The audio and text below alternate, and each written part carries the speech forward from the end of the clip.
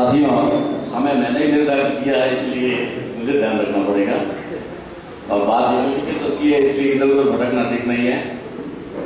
सबसे पहले तो मैं ये कहना चाहूंगा कि हम यूनिफिकेशन में विश्वास करते हैं, हम यूनिफिकेशन चाहते हैं। यहीं तक नहीं, हम यूनिफिकेशन का कार्य शुरू कर चुके हैं। यहां से नहीं या इससे पहले और कहीं से नहीं, 2010 से ही हमारा यूनिफिकेशन का कार्य चालू है। हमने पहली यूनिफिकेशन की मीटिंग दिल्ली के गढ़वाल भवन में की, दूसरी मीटिंग भी गढ़वाल भवन में की, और जब तीसरी मीटिंग यूनिफिकेशन को लेकर के उसी गढ़वाल भवन में की तो हमारे एक साथी ने हम पर हमला करवाया।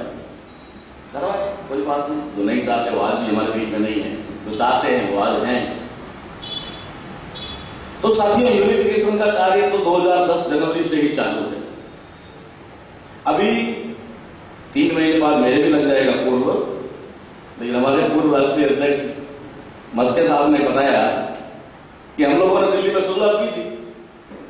यानी लगातार प्रक्रिया चालू है और इसका परिणाम आ रहा है। ऐसा भी नहीं है कि खाली प्रयास ही हम कर रहे हैं, परिणाम आ रहा है, रिजल्ट आ रहा है।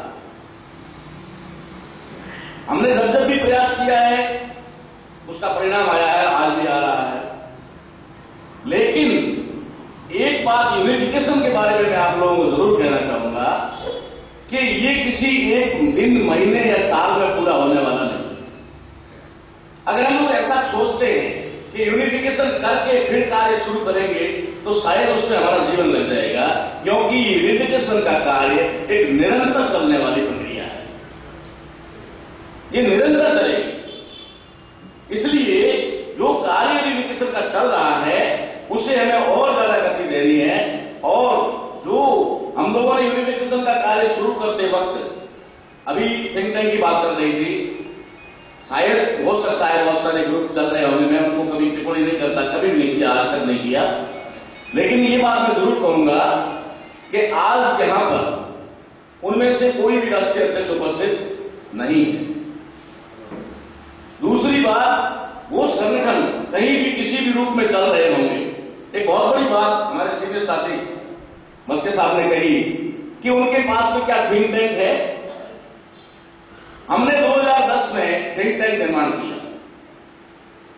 उस थिंक टैंक में उस समय माननीय शंकरदास जी पंजाब से, एडवोकेट रामगोपाल दिल्ली से, और बहुत सारे साथी जो सीनियर साथी थे, बाद में मास्टर मान सिंह जी, फकीर चंद साहब, ऐसा हमारा थिंक टैंक जो अभी भी बिल्कुल रिकॉर्ड ऑन द रिकॉर्ड है, सीसी के अलावा, जिसमें 2 IFS है, 1 IPS है, 2-3 IRS है, 1 IAS है, डॉक्टर ललित के कुमार। ये 2 लोगों का है थिंक टैंक। वो हम लोगों ने 2010 में बना लिया और उसी के मार्गदर्शन में हमारा काम चल रहा है। तो कहने का मतलब, ये जो यूनिफिकेशन का मंच यहां पर बना हुआ है, इसकी तैयारी भी हमने पिछले साल बॉम्बे से ही माननीय बर्रे साहब के साथ बैठ करके ये थी कि जो सिलसिला चल रहा है उसे और गति दी जाए और ज्यादा लोगों को जोड़ा जाए। हमारे सीनियर साथी सुभद्र राम साहब ने एक नारा दिया था उस समय यूनिफिकेशन के नाम पे, कार्यकर्ता जोड़ो अभियान। क्यों दिया था? क्योंकि वही बात जो आज अभी भी हमारे सामने आई, बर्से साहब ने कही कि कोई भी अपनी दुकान बंद करके आने वाला नहीं है, कोई अपनी दुकान बंद नहीं करना चाहता, इसलिए उनसे उम्मीद करना बिल्कुल बेकार है।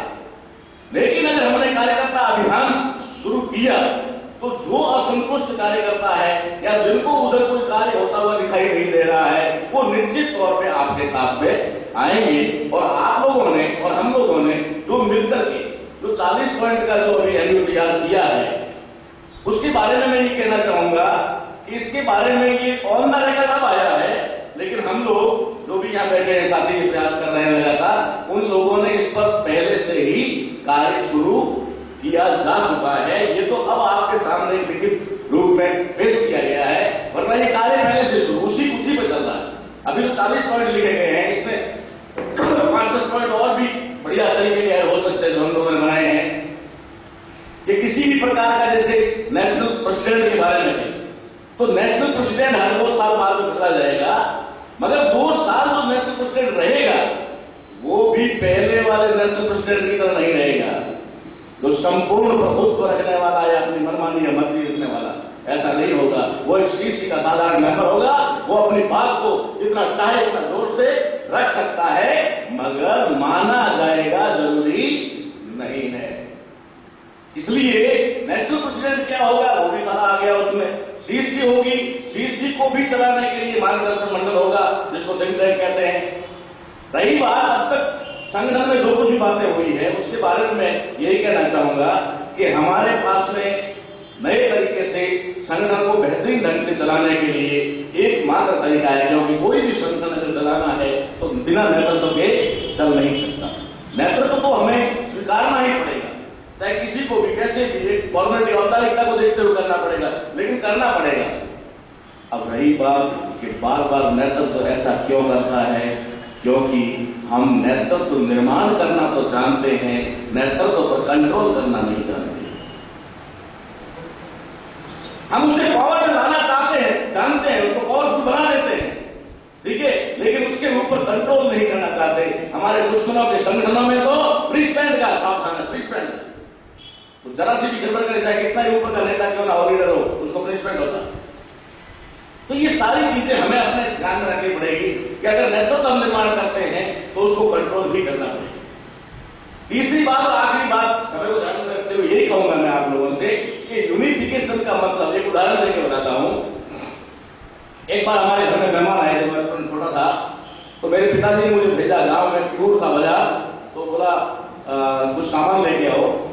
तो उनको मेहमानों के लिए कुछ हलवा बनाना था, शायद ऐसा था, तो उन्होंने कहा शक्कर लाओ कि गुड़ लेके आओ कि लेके आओ, जो भी मंगाया मैं लेके आया। रास्ते में वो जो पहले कागज की पुड़ी में पैक करके देते थे, प्लास्टिक तो अब आया, तो कागज की पुड़ी फट गई और शक्कर रेत में गिर गई। पूरी नहीं गिरी, थोड़ी बहुत गिर गई। अब मैंने सोचा अगर फटी हुई कम ले जाऊंगा तो घर में मार पड़ेगी, तो मैंने जल्दी जल्दी में उसको उठाया, मिट्टी के ऊपर से उठाया और उसमें डाल दिया वापस। तो निश्चित है कि उसमें थोड़ी बहुत रेत गई होगी। अब वो जो मिट्टी के शक्कर के साथ में रेत जो आई वो पूरी शक्कर में मिल गई। अब घर में गए, घर जाने के बाद पता चला कि मिट्टी है इसके अंदर, तो हलवा कैसे बनेगा, बन भी गया तो खाएगा कौन। तो मेरे पिताजी, हमारे माँ बाप से बहुत कुछ सीखने को मिलता है। मेरे अब जब वापस जाना है तो 3-4 किलोमीटर का रास्ता है, वहां से फिर जाके शक्कर ला नहीं सकते, तो उन्होंने उसका रास्ता निकाला। क्या रास्ता निकाला? गर्म पानी किया और शक्कर उसमें डाल दिया। शक्कर उसमें घुल गई और मिट्टी रेत उसकी तले नीचे रह गई। जो मीठा पानी हो गया था उस पानी को निकाल दिया, मिट्टी को फेंक दिया। वही पानी हलवे में डाल दिया, हलवा मीठा हो गया। शायद उस समय उस शक्कर ने यह सोचा होगा कि साला मेरा अस्तित्व खत्म कर दिया गया। शक्कर ने सोचा होगा मेरा अस्तित्व मिट गया, लेकिन उस शक्कर को यह मालूम नहीं कि मिठास के रूप में तेरा अस्तित्व तो बरकरार है, भूल जाने से खत्म नहीं होता। इसलिए साथियों, अगर यहां पर मैंने साथियों से कहा कि अगर मुझे दिसंबर में इस्तीफा देना है, मुझे बॉडी को डिसॉल्व करना है, तो 2-3 महीने पहले करने में क्या ऑब्जेक्शन है? कौन सी मेरी राजनीति की बारी आज से जाएगी तो 3 महीने हो जाए। लेकिन हमारे अंदर भावना होनी चाहिए, हमारे अंदर आज तू मुझ में समा जा, मैं तुझ में समा जाऊं, ये बात होनी चाहिए, तभी सच्चा यूनिफिकेशन होगा। यूनिफिकेशन का सिलसिला इसी तरीके से आगे बढ़ता रहे, इसी उम्मीद के साथ में जो हमारे यहाँ बुजुर्ग साथी, सीनियर साथी, मार्गदर्शक मंडल है, इनके दिशा निर्देशों में आप और हम सब मिलकर कार्य करते रहेंगे। बाकी लंच के बाद में और बहुत सारी बातें होगी। धन्यवाद। जय मौलवासी, जय भारत।